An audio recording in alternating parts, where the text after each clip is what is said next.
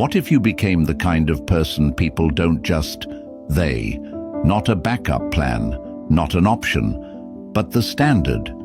In a world addicted to speed, noise, and validation, there's something rare, almost untouchable, about someone who moves with quiet confidence, who doesn't beg for attention but commands it by presence alone.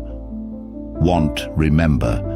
This episode isn't about playing games or manipulating perception. It's about rebuilding the core of how you see yourself, because when that changes, everything changes. Respect, attraction, power. They don't start with others. They start with you. So if you're tired of being overlooked, if you've had enough of feeling like the second choice, listen closely, because these 12 keys aren't just for being seen as high value, they're for becoming it. 1. Know your value before anyone else does. Every person you meet carries a silent scale in their mind, weighing who deserves their time, their respect, their loyalty. But here's the hard truth. That scale is often based on how you present yourself, not who you truly are.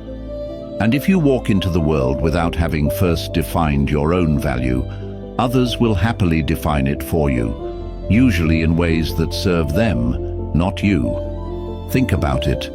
How many times have you downplayed your skills, your intelligence, your needs, just to fit in? How often have you smiled when you wanted to speak up, stayed when you wanted to leave, or agreed when your soul screamed, no? That's the cost of not knowing your worth. You become a reflection of other people's expectations instead of the architect of your own identity. But knowing your value is more than confidence. It's clarity. It's not about telling the world, I'm amazing. It's about no longer asking the world for permission to believe that you are. When Marcus Aurelius wrote, "Your worth is determined by the value of your thoughts," he wasn't talking about shallow affirmations or ego-driven self-talk. He was pointing to something deeper, the quiet discipline of how you speak to yourself when no one's listening. Because if your internal dialogue is full of doubt, shame, comparison, and fear, how can you expect others to treat you with reverence? Let's make this real. Imagine two people walk into the same room. One person has achievements, talent, even beauty, but carries themselves with hesitation, looking for approval in every glance. The other may be simpler in appearance, quieter in demeanor, but moves with calm certainty. Who do you notice first? Who seems harder to shake? It's not always the one who talks the loudest or tries the hardest. It's the one who radiates self-trust. That's the real magnetism. That's what people respect, even if they can't explain why. Knowing your value also means being willing to lose what doesn't honor it. That's the part most people avoid, because it's uncomfortable. It means walking away from relationships where you're tolerated, not celebrated. It means leaving jobs where you're underpaid and overworked, because you know you're capable of more. It means enduring a season of loneliness because you refuse to settle for surface-level connections. But that discomfort is sacred. It's the birthplace of power. There's a quiet rebellion in choosing yourself, not out of pride, but out of principle. And it starts with what you allow. When you know your worth, you don't let just anyone into your space. You don't offer unlimited access to those who haven't earned it. You don't keep proving your kindness at the expense of your peace. You draw the line, not with aggression, but with grace, and you honor it with consistency. And yes, some people will be intimidated by that. Let them be. You're not here to be understood by everyone. You're here to become so aligned with your truth that anyone who doesn't value it simply filters themselves out. So, ask yourself this: if I fully knew my value, what would I stop doing today? Who would I stop trying to impress? What would I walk away from, not out of anger, but because it no longer reflects who I am? These aren't easy questions, but they're necessary, because when you truly know your value, you stop playing roles that don't fit. You stop auditioning for love, approval, or belonging. You simply show up, fully, and those who are meant for you will recognize the difference, not because you demanded it, but because you embodied it. And that's where the transformation begins. 2. Stop shrinking to fit places you've outgrown. There's a silent kind of self-betrayal that doesn't scream. It whispers. It looks like biting your tongue in a room where your voice should lead. It looks like dimming your light so others don't feel overshadowed. It looks like pretending you're satisfied with less, just to avoid being seen as too much. And over time, that silence becomes a habit. That shrinking becomes your identity. But the soul knows. It remembers who you were before you started adjusting to make others comfortable. We don't always realize it, but much of our suffering comes from this exact pattern, forcing ourselves to remain small in environments we've long since outgrown. Maybe it's a relationship that used to feel like home, but now feels like a cage. Maybe it's a job that once challenged you, but now only drains you. Or maybe it's the way you speak, dress, move, carefully tailored to not offend, not disrupt, not be too different. But growth has a cost. And often, that cost is leaving behind versions of yourself that no longer reflect who you are becoming. Carl Jung once said, "The privilege of a lifetime is to become who you truly are." But here's the twist. Becoming who you are doesn't mean staying where you've always been. It means honoring that inner evolution, even when it disrupts comfort, connection, or control. Especially then. Think about how nature works. A snake must shed its skin to grow. A tree must let go of its leaves to survive the winter. And yet we, as humans, often try to carry old identities into new seasons, hoping we can keep the familiarity without sacrificing our expansion. But what you're not willing to release, you'll eventually resent. Because staying in a place you've outgrown doesn't just stunt your growth, it eats at your self-respect. There's a difference between humility and hiding. One is rooted in strength, the other in fear. And many people confuse the two. They believe that playing small is noble, that being invisible is polite. But shrinking doesn't protect you, it erases you. And if you keep erasing yourself to be accepted, don't be surprised when the world forgets to see you at all. You teach others how to treat you by the way you treat yourself. If you consistently lower your standards to keep people in your life, you train them to expect the bare minimum from you. If you stay silent when you should speak, you teach them your voice isn't worth listening to. If you bend your values just to avoid tension, you make it easier for others to cross boundaries they should never approach. So here's the challenge. Where are you still playing small? What environments are you still clinging to because they feel safe, even though they no longer serve you? And more importantly, who could you become if you finally stopped apologizing for your growth? True alignment means stepping into spaces that match your current strength, not shrinking to match the comfort of your past. It means letting go of people who only love the older version of you, because the newer version has different standards. It means outgrowing mindsets that once helped you survive, but now keep you stuck. And yes, there will be loss. But not every loss is a tragedy. Some are necessary evolutions, sacred endings that clear the path for your real life to begin. Because when you stop shrinking, you stop seeking validation from places that never had the capacity to honor you in the first place. You stop dimming your light to fit into rooms you were meant to redesign, not adjust to. This isn't about arrogance. It's about authenticity. It's about choosing to live fully, even if it means standing alone for a while. Because the moment you stop shrinking, you start expanding into the person you were always meant to be. 3. Let go of the need for constant validation.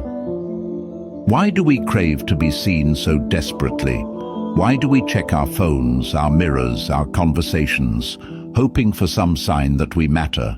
For many, validation becomes oxygen. Without it, they feel invisible. But the deeper you go into yourself, the clearer it becomes.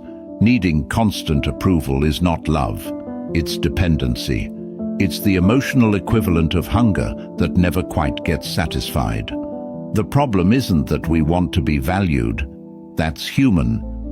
The problem is when our sense of identity starts depending on other people's reactions, when we don't feel beautiful until someone tells us, when we don't feel accomplished until it's acknowledged, when we don't trust a decision until it's praised. That's when the trap begins. Because the moment your worth depends on someone else's applause, you've given away your power. Epictetus said it without flinching. If you want to improve, be content to be thought foolish and stupid. It's a radical truth, because it means letting go of the illusion that everyone has to understand you. It means you might make choices others don't agree with. You might follow a path they can't see, and you'll have to live with that, not in bitterness, but in quiet confidence. There's something liberating about not needing to be clapped for, about doing the right thing even when no one notices, about standing firm in your values when everyone else is bending. But this kind of presence, the kind that doesn't chase attention, takes inner work. It takes time to unlearn the habit of people-pleasing, to sit with the silence that follows when you stop broadcasting your worth and start living it privately. Here's the real shift. When you stop needing validation, you become more powerful, not less. Your energy becomes grounded, not scattered. You stop reacting to every opinion and start moving from a place of internal clarity. And people notice that. They may not say it, but they feel it. The energy of someone who no longer needs the room to cheer in order to feel strong in their stance.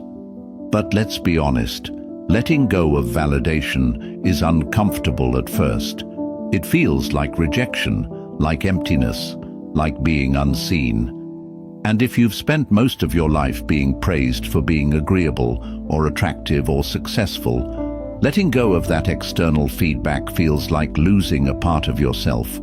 But what you're really losing is the mask, the performance. And in its place, you find something far more enduring: self-trust. Start paying attention to your own behavior. When you post something, is it to express yourself or to be validated? When you help someone, is it from love or from a need to be needed? When you make a decision, is it based on your truth or on how you'll be perceived? The more honest you are with yourself, the more you can shift from performing to being. And here's the irony. The less you seek approval, the more authentic respect you attract. Not the shallow kind that depends on appearances, the kind that comes from people who recognize your strength. Not because you asked them to, but because you didn't. So stop chasing applause, stop explaining your worth, stop filtering your truth just to be liked. If you want peace, if you want power, if you want freedom, let go of the need to be validated. You'll be amazed how quiet life becomes. And in that silence, you'll meet someone you've been avoiding for far too long: yourself. 4. Set boundaries without feeling guilty. It sounds simple, doesn't it? Say no, walk away, protect your peace. But the truth is, setting boundaries isn't just about words, it's about worth. And if you've been taught that love means self-sacrifice, or that kindness means being endlessly available, then boundaries will feel like betrayal, not just to others, but to yourself. You're not weak because you find it hard to say no. You're not broken because you still feel the urge to explain yourself every time you choose yourself. That's conditioning. Years of silent programming that taught you your value came from being agreeable, from being liked, from being needed. But here's the truth most people avoid. If your love is only appreciated when it's given without limits, then it was never truly seen, only consumed. Seneca once wrote, "You must live for yourself. If you wait for others to live for you, you'll die waiting." And that might sound harsh, but it's honest. You can spend your life being there for everyone, answering every call, fixing every crisis, softening every blow, and still feel invisible when you need help. Why? Because people often get used to the version of you that serves them best, not the one that protects you most. Boundaries are the quiet language of self-respect. They're not walls, they're doors with locks. And you get to decide who has the key. You get to decide who gets your energy, your time, your presence. Not everyone deserves full access. Not everyone has earned it. And it's not cruel to admit that. It's clarity. Imagine your energy as currency. Would you hand out $100 bills to every stranger who asks? Of course not. But every time you say yes out of guilt, every time you overextend to avoid conflict, that's exactly what you're doing. You're spending your peace on things that don't nourish you. And in the end, that leaves you emotionally bankrupt, exhausted, resentful, and quietly angry at yourself for letting it happen again. The moment you set a boundary, something magical happens. The people who truly love you adjust. They may be surprised, even uncomfortable at first, but the ones who care about your well-being will learn to respect your limits. The ones who only valued your availability will slowly fade. Let them. Setting boundaries also means breaking the habit of over-explaining. You don't need a thesis to say no. I can't. That doesn't work for me. I need some time. These are complete sentences. Your peace doesn't require permission. And if someone gets upset when you draw a line, remember, the problem isn't the boundary, it's their expectation of access. But perhaps the hardest part of all is this. You have to keep reinforcing your boundary even when you feel lonely, even when guilt creeps in, even when you miss the old version of you that said yes to everything. Because the new version, the one who honors your energy, your time, your space, that version is building something unshakable: self-trust. So ask yourself, where in your life are you still saying yes when you mean no? Who in your circle constantly crosses lines you've never had the courage to draw? And what part of you still believes that love must be earned through sacrifice? It's time to let go of that illusion. You are not selfish for protecting your peace. You are not difficult for having limits. You are not cold for choosing silence over chaos. You are learning to love yourself, not just in words, but in action, and that's a boundary no one can cross. 5. Detach without drama. Not every goodbye needs fireworks. Not every ending needs a speech. Sometimes the most powerful thing you can do is walk away quietly, with your dignity intact and your peace preserved. But many of us struggle with that. We confuse closure with confrontation. We think healing requires the other person's participation, and we carry this unspoken belief that in order for our leaving to be justified, it must be understood. But here's the truth. Detachment is not about proving your point. It's not about being cold or heartless. It's about choosing yourself, without needing to create a storm in the process. You don't have to destroy what hurt you. You just have to stop feeding it. Lao Tzu wrote, "When I let go of what I am, I become what I might be." Detachment is the space between who you were and who you're becoming. It's the sacred in between, and it often begins with silence, the kind that feels uncomfortable at first, but becomes clarity over time. Because once you stop reacting, once you stop explaining, you start seeing things as they are, not as you hoped they'd be. But detaching with grace takes strength, especially when your identity was wrapped around being the fixer, especially when you were the one always reaching out, always explaining, always trying to make things work. Letting go feels like giving up, but it's not. It's giving yourself back. It's saying, I no longer abandon myself to keep others comfortable. We've been conditioned to believe that silence equals weakness, that distance means bitterness. But what if it means maturity? What if it means you're done with cycles that steal your energy, done with conversations that go nowhere, done with clinging to people who only show up when it's convenient? Not every disconnection requires a war. Some people just fade, and that's okay. Others may poke, provoke, try to reel you back in with guilt, with drama, with emotional games. That's when your silence becomes your boundary. That's when your peace becomes your message. And make no mistake, silence is a message. It says, I no longer need to argue for my worth. It says, I've seen enough. It says, I'm moving forward, and not everyone can come with me. And it says all of that without a single word. It's tempting to want to leave a mark, to be remembered, to have the final word. But true power doesn't care about being remembered. It cares about being free. Free from the weight of old narratives, free from the need to be understood, free from the idea that healing is a performance for others to witness.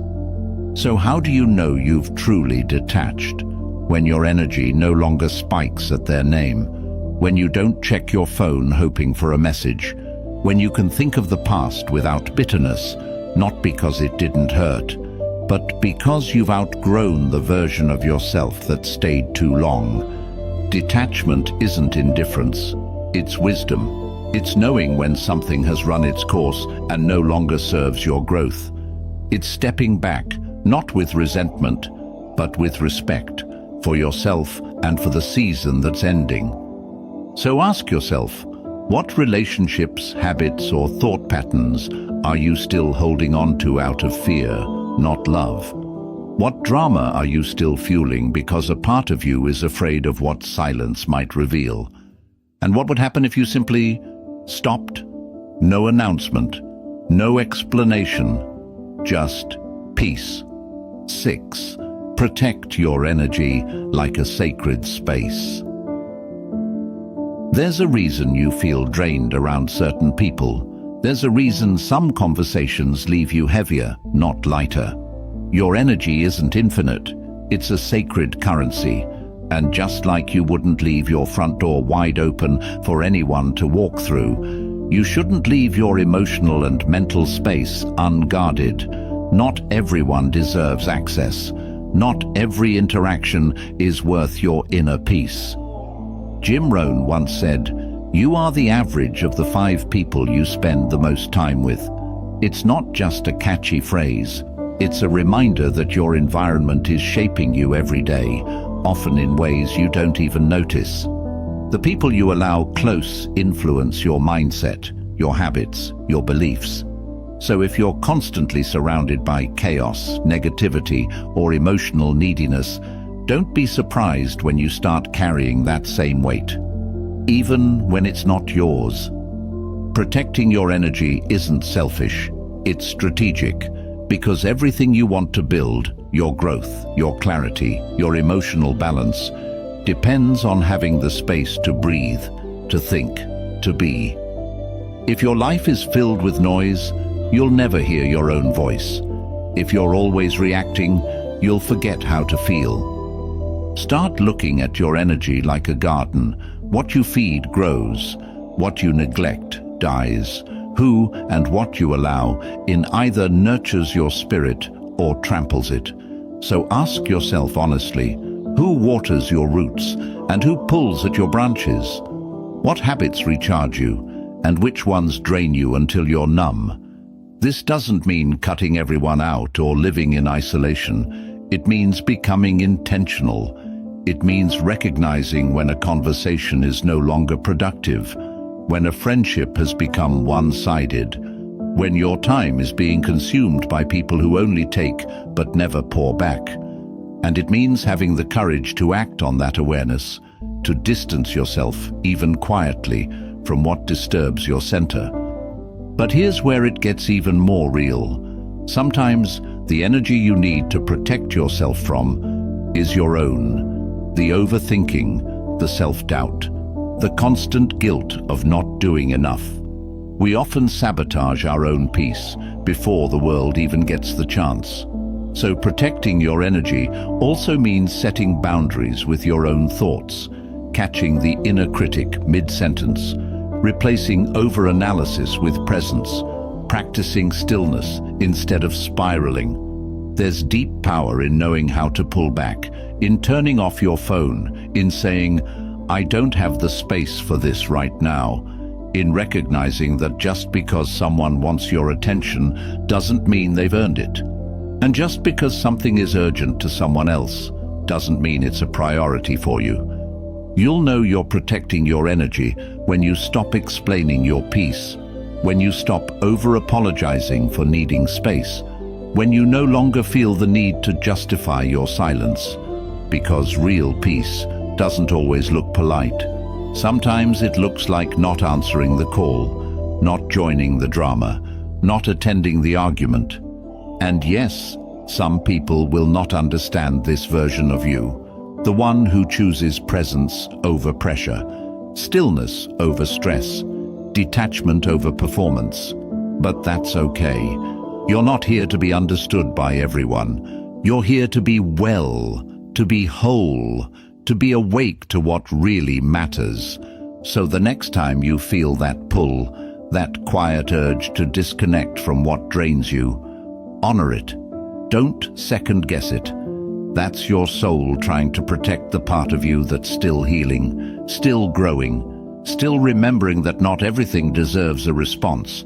Not every fire needs your oxygen, and not every person deserves a front-row seat to your life. 7. Be okay with being misunderstood. One of the most painful truths in life is this: you can speak from the heart, act with integrity, show up with love, and still be misunderstood. You can be honest and be seen as arrogant, be kind and be seen as weak, be silent and be seen as cold. And no matter how carefully you try to explain yourself, some people will hear only what their wounds allow. That's where most people get stuck. They spend their energy trying to correct the narrative, trying to fix how they're seen, trying to make everyone understand. But the pursuit of being fully understood by everyone is not a noble goal.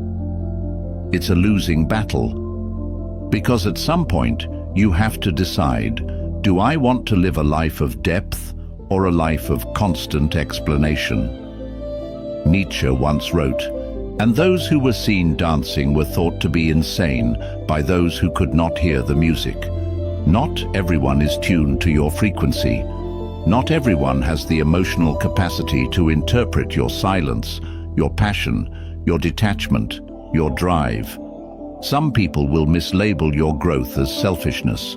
Others will see your healing as distance. That's not your burden to carry. There's a quiet kind of strength that comes when you no longer need to be understood to feel at peace. When you stop chasing closure from people who were never listening. When you realize that clarity isn't always a shared experience. Sometimes it's personal, internal, yours alone. Think about how many times you've stayed in unhealthy dynamics just to avoid being seen as the bad one. How many times you've over-explained your boundaries, your needs, your decisions, not because you were unsure, but because you feared rejection or judgment. But here's the truth. People who need you to explain your worth will never truly see it. And people who truly see you won't need the explanation. Being misunderstood can feel lonely, but that loneliness is sacred. It's the space where you begin to trust your own voice above the noise. It's where your integrity matures. It's where your self-respect stops being negotiable. Because when you learn to live without the need for constant approval, you become unshakable. Your peace no longer depends on who gets you. And ironically, that's when the right people start to appear. The ones who hear your silence and understand its meaning. The ones who don't need a perfect version of you, just a real one. The ones who don't punish your boundaries but respect them without being told. But you'll never find them if you're still stuck trying to convince the wrong ones. So the next time someone misreads your actions, questions your path, or distorts your intention, breathe. Let it pass. You're not responsible for how they choose to interpret what they were never willing to understand in the first place. This is your permission to stop explaining your peace, to stop justifying your healing, to stop narrating your evolution for people who only listen when they feel centered in the story. Let your life speak for itself. Let your actions reflect your values. Let your silence protect your soul. The right people will hear your music, even if they don't understand every note. 8. Let your presence speak louder than your words. There's a power that doesn't require performance, a strength that doesn't come from how much you say, but from how you carry yourself when you say nothing at all. We live in a world where noise is everywhere. People talk to be heard, post to be seen, perform to be validated. But in that storm of voices, there's something undeniably magnetic about someone who walks into a room without demanding attention, and yet somehow has it. You've seen it before. That person who moves slowly, calmly, without needing to prove anything. They're not the loudest. They're not chasing the spotlight, but their presence settles the room. That's not an accident. It's intentional energy, the result of inner work, self-trust, and the quiet decision to stop chasing approval and start embodying it. Alan Watts once said, "The meaning of life is just to be alive." It is so plain, and yet everybody rushes around in a great panic. That panic shows up in how we over-explain, overshare, overdo, constantly trying to signal our worth. But the irony is, the more you try to prove your value with words, the more people question if it's real. Because true presence doesn't need a press release, it just is. Your energy enters the room before you do. The way you walk, the way you hold eye contact, the way you listen, these things speak volumes about your inner world. Are you calm? Are you grounded? Are you at peace with yourself? Or are you still fighting for space in a world that hasn't yet given it? To let your presence speak, you must first get quiet with yourself. Strip away the performative layers. Sit with the discomfort of silence. Learn to enjoy your own company so deeply that you no longer rush to fill empty space with noise. Presence isn't about being perfect. It's about being whole. And wholeness isn't loud. It's stable. But make no mistake, presence doesn't mean passivity. It doesn't mean you let life walk over you while you smile in stillness. It means your strength runs deeper than reaction. That you're selective with your words because you know their weight. That you move with purpose, not panic. That you act from values, not from fear. If you want to be treated like a luxury, stop explaining your worth like a bargain. Let your standards be known by how you move, not by how often you announce them. Speak less about your intentions and more through your actions. Because people may question your words, but they rarely forget your energy. Think about this. When was the last time you were deeply impressed by someone just by how they showed up? Not what they wore, not what they said, but the quiet clarity they carried. That kind of presence is rare because it's earned through discipline, through boundaries, through a commitment to self-awareness. And the beauty is, you don't need to be anyone else to build it. You just need to stop diluting yourself, stop rushing, stop trying to prove. Just be. Be so aligned that your presence becomes the standard, that your silence becomes a language only the right people understand. So next time you feel the urge to overshare to gain approval, pause, breathe, step into yourself. Your presence, when fully claimed, says everything they need to know. 9. Don't just talk standards, live them. It's easy to say what you deserve. It's easy to write it in journals, declare it in conversations, post about it online. I deserve respect. I won't settle. I have high standards. But here's the truth many avoid. Standards aren't what you say you want. They're what you consistently allow, what you tolerate, what you choose, what you return to even after you've promised yourself you'd never go back. We often speak about our worth as if it's a concept, something abstract, untouchable. But worth is practical.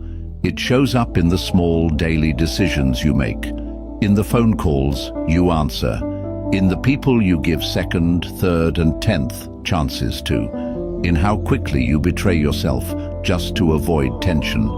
Every time you compromise your values for comfort or connection, you're teaching the world what your real standard is. Not the one you talk about, but the one you live. Epictetus said it plainly, don't explain your philosophy, embody it. That means stop telling people what kind of treatment you expect and start making it obvious through your actions. When you respect yourself deeply, you don't need to advertise it. It shows in how you say no, in how you walk away, in how you don't chase after anyone who treats you like an afterthought. But this isn't easy, because there's often a gap between what we believe and what we practice. You may believe you deserve a peaceful relationship, but still stay in one filled with chaos, hoping love will fix what boundaries are supposed to handle. You may believe you deserve financial security, but continue habits that drain your wallet and your self-trust.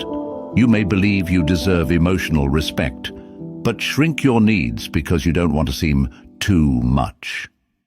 Living your standards means getting radically honest with yourself, asking the hard questions. Where am I still settling?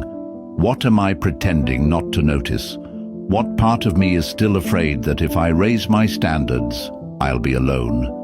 And then, when the answers come, having the courage to act on them. Not tomorrow, not next year.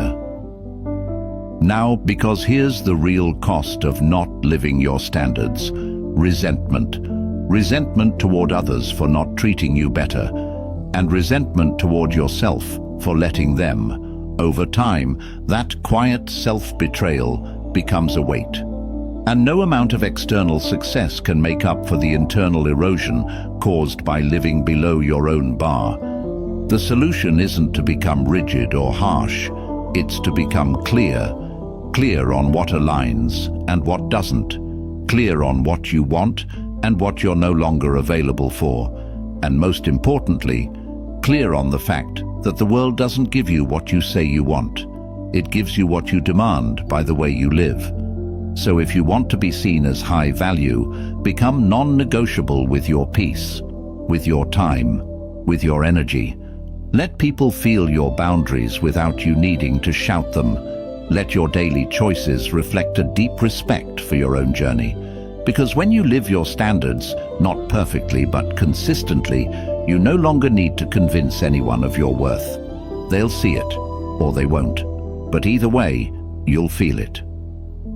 10. Be unavailable to inconsistency.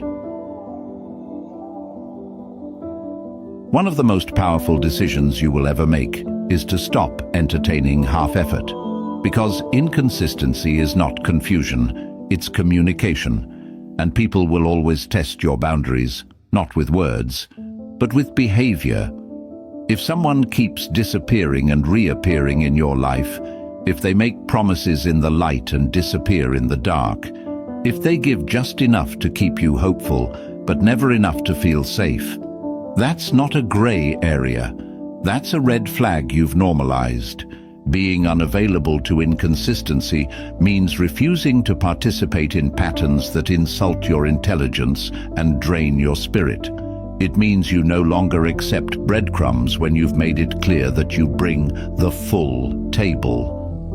It means you stop rationalizing emotional instability just because the highs are intoxicating. Because at some point, you have to ask, why am I making room for people who only show up when it's convenient for them? Seneca once wrote, "It is not that we have a short time to live, but that we waste much of it." And we do, especially when we keep emotionally investing in uncertainty. We waste time waiting for mixed signals to become clear. We waste energy interpreting silence, replaying words, trying to decode behavior that's already telling us everything we need to know. But if someone's presence in your life causes more questions than answers, that's your answer. The deeper issue isn't just the other person, it's what part of you still finds comfort in chaos. Inconsistency is often familiar to people who were raised on unstable affection. If love once meant proving yourself, earning attention, or waiting to be chosen, you may now unconsciously associate uncertainty with desire. But that's not love. That's emotional survival masquerading as chemistry. To truly break this cycle, you have to redefine what connection means to you. Real connection is not built on adrenaline, it's built on emotional reliability. You know what real attraction looks like? Peace, safety, presence. When someone says they'll call, and they do. When they don't just apologize, but change. When you don't have to shrink or second-guess yourself to be accepted. Being unavailable to inconsistency means you'd rather be alone than be confused. That your self-respect won't bend to accommodate someone else's immaturity. That you're done hoping people will rise to meet your love when they've shown you they can't even meet themselves. It also means holding yourself to the same standard. Are you being consistent with you? With your values, your self-care, your goals? Because inconsistency starts from within. And if you're still wavering on what you want, still negotiating with your own standards, still choosing comfort over clarity, the outside world will mirror that indecision right back to you. So here's your invitation. Make a list. Write down what consistent behavior looks like to you, not in fantasy, but in reality. What does it feel like to be respected? What does it sound like when someone honors your time, your space, your heart? And then, when you meet someone who can't offer that, you walk, not out of anger, not to make a point, but because your soul has simply outgrown confusion. You are not a maybe, you are not a backup plan, you are not an emotional experiment someone figures out when they're bored. You are either a yes or a no, and anything in between is a place you no longer belong. 11. Stop explaining yourself to people who don't care. There's a deep exhaustion that comes from constantly trying to be understood, especially by people who have already made up their minds about you. You explain your silence, you explain your boundaries, you explain your distance, your healing, your transformation, not because you owe them an answer, but because a part of you still craves their validation, still hopes that if you explain it just right, they'll finally get it. But some people don't listen to understand, they listen to respond. Or worse, they don't listen at all. Carl Jung once said, Loneliness does not come from having no people around, but from being unable to communicate the things that seem important. And that's the kind of loneliness that stings the most. Being surrounded by people who hear your words but never your meaning. People who mock your growth because it threatens their comfort. People who confuse your clarity for coldness. And the more you explain, the more you drain. So here's the truth. You don't owe everyone access to your inner world, especially not the ones who minimize it, mock it, or twist it. Your peace isn't a group discussion. Your decisions aren't up for a vote. And your evolution isn't a performance for critics who never supported your becoming in the first place. There's a sacredness in holding parts of yourself back from those who haven't earned them. It's not about being mysterious. It's about being wise. Discernment means knowing the difference between those who deserve to know you deeply and those who just want to be close enough to have an opinion. And let's be honest, explaining yourself can become a form of begging to be seen, to be understood, to be forgiven for choosing yourself. But self-respect begins where explanations end. When you finally say, "This is my truth, and I no longer need it to be palatable for you to accept it." Of course, it's not easy, especially if you're someone who values harmony, clarity, or closure. Especially if you grew up believing that love has to be earned through endless justification. But what if the closure you're seeking isn't about them understanding?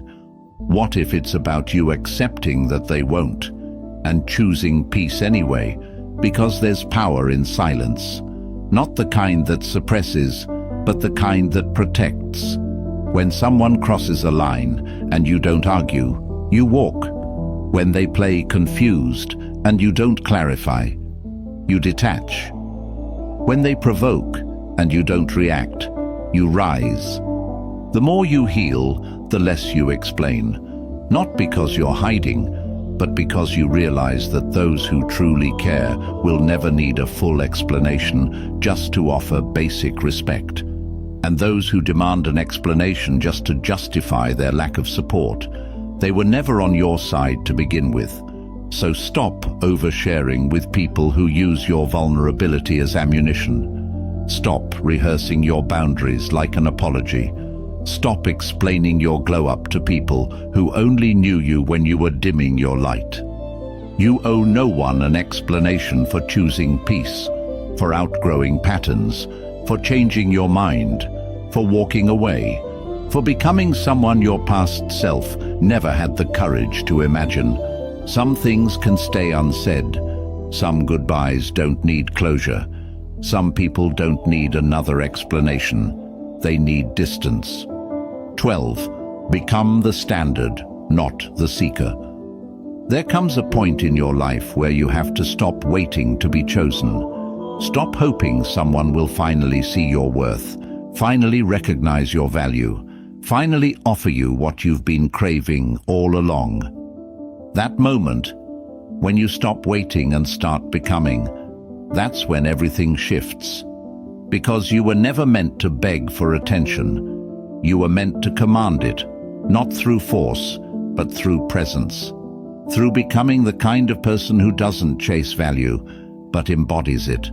Nietzsche said, "Become who you are, not who the world expects, not who others find convenient, but who you truly are, underneath the masks, the conditioning, the compromises." And when you do that, something remarkable happens. You stop seeking. You stop trying to fit into places that don't feel right. You stop molding yourself just to be accepted, because you're no longer available for anything that doesn't match your energy, your vision, your truth. Becoming the standard means asking more of yourself, not from a place of pressure, but from purpose. It means dressing like you respect yourself, speaking like you believe in yourself, moving like you know your time is valuable. It's not arrogance, it's alignment. A quiet decision to stop shrinking, stop apologizing, and start living like your life is already worthy. because it is. This also means getting comfortable with solitude. The road to becoming is not crowded. It's quiet. It's filled with days where no one claps for you, where your growth is invisible to everyone except you. But that's where real transformation happens, when you're no longer performing, just practicing the highest version of yourself. It also means letting go of relationships, habits, and mindsets that were built from the seeker's mentality. When you were trying to earn love, prove yourself, make others like you, that version of you had a role. But it's time to outgrow it. Because becoming the standard doesn't mean you think you're better than others. It means you're no longer willing to be less than yourself. And yes, this shift will intimidate some people. They'll say you've changed, and you have. They'll say you've become distant, and you have, from anything that tried to keep you small. But the people who are meant for you, they won't be repelled by your growth. They'll be inspired by it. They'll rise to meet you there, or respectfully exit. Either way, you're not chasing. So take a moment and ask yourself, if I were already the standard, how would I speak? What would I accept? How would I show up every day? Start doing those things, even if it feels uncomfortable, especially then. Because the more you live like the version of you you've been dreaming of, the faster you become it. Not in theory, in reality. You were never meant to be an option. You were meant to be the example. So stop waiting to be chosen. Become so whole that others have no choice but to rise or walk away. Become so certain in who you are that silence becomes your filter. Become the standard. Good, because this is the part that most people skip. They listen to content like this. They feel the fire for a moment. They nod and agree, and then they go back to living the same way. But not you, not this time. You didn't listen to these 12 keys just to feel inspired. You listened because something inside you already knew. You've been settling, shrinking, explaining, overgiving, and you're done. You're done being seen as a backup plan. Done making excuses for your standards. Done tolerating the kind of energy you would never give. This is your moment to rise, not by shouting louder, but by becoming quieter, clearer, more grounded in who you are. When you walk into a room, your presence should whisper, "I don't need you to choose me, I already did." That's the kind of power no one can fake. That's the kind of worth no one can question, because it's not written on your profile, it's etched into your character. Remember this, being a luxury isn't about perfection, it's about being intentional. It's about knowing what you bring and refusing to offer it to those who treat it like a convenience. It's about raising your standards, not to impress others, but to protect your peace. So starting today, stop explaining yourself. Stop chasing closure. Stop making space for energy that only shows up when it's easy. You are the standard now, and when you truly believe that, your world starts to shift. People will either meet you there or they'll remove themselves. Either way, you win. And if this episode moved something in you, if it woke up that quiet power that's been waiting for permission to speak, give it that permission. Share this message with someone who needs it. Subscribe so you don't miss what's coming next. And most of all, live it. Because the world doesn't need another person waiting to be picked. It needs more people brave enough to become the one doing the choosing. Your journey starts now.